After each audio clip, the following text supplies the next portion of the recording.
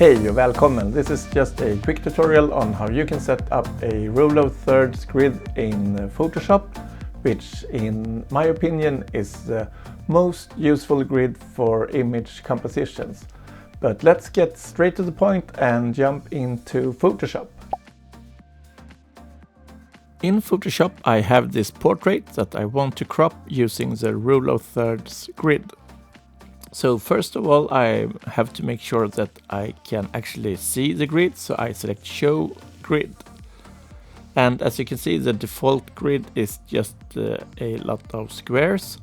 So we need to change the layout of the grids. So you go to Photoshop Preferences, Guides, Grid and Slices. So you want to go down to Grid and you want to make the grid based on percent. And I just used 100%, and then I make those thirds by using Subdivisions. And then you click OK. Now you can see the grid, and actually the ice was pretty okay on this grid.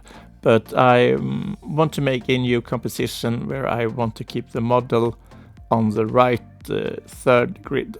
And I think this looks really okay. Let me know in the comments if you have any questions regarding this. Thanks for watching.